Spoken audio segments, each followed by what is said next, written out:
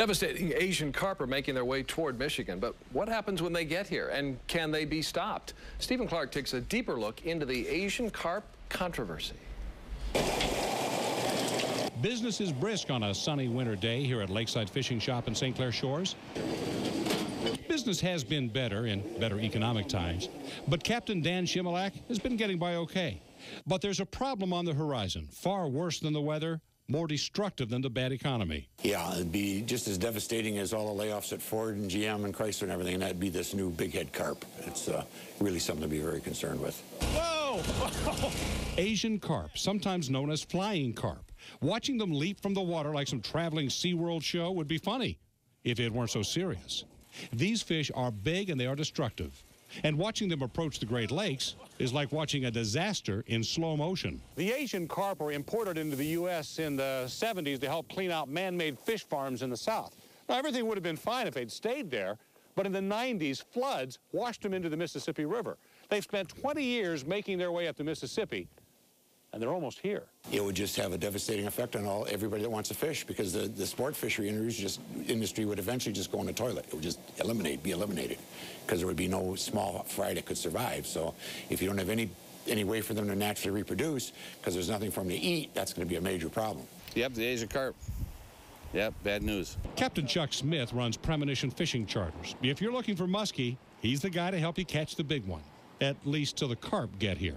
Well, it's going to be a devastating, well, the muskie would be the last ones to disappear, but the walleyes, the perch, and the bass will be probably the first ones to go. And all the other captains that fish for the perch and the bass and the smaller fish, they'll be the first ones probably to go, and the muskies will be the last ones to go. So it'll hurt everybody. The muskies will go, then you'll go. Yeah, we'll all go. Now that's the bad news. The carp, by all accounts, are in the Chicago Canal, knocking on the door to the Great Lakes. Some may already be here. The good news is it'll be 10 to 15 years before they make it all the way around to the waters off Detroit. What's next? What are long-term solutions? And that's the question being asked at town hall meetings all the way from Washington, D.C. to this one in Novi this week. How do you stop the carp? Can they be stopped? We really need to ecologically separate these two great basins in the United States to prevent any form of living thing, and not just Asian carp, but anything from passing back and forth between them. A lot of experts seem to agree. Closing the locks between the Chicago Canal and Lake Michigan is the only sure way to keep the flying fish out. Michigan's Attorney General Mike Cox even took it to the Supreme Court. Quite simply, it is an ecological and economic imperative that we stop the Asian carp from getting into Lake Michigan. But the court declined to get involved, and the president, with close ties to the Chicago shipping industry, won't close the locks either.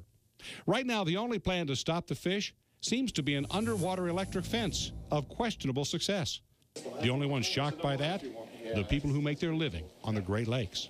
We're known as the water wonderland for many, many years, and we don't want to be known as carp land. The U.S. Geological Survey told a U.S. Senate panel Friday that they're looking at both short and long-term strategies to deal with the Asian carp, including developing some kind of poison that will kill the carp without harming other fish. Now, whatever they come up with, Senator Debbie Stabenow says they need to do it fast. Stephen Clark, Channel 7, Action News. Stephen, thanks. And here's a look at what's coming up Monday night on Action News.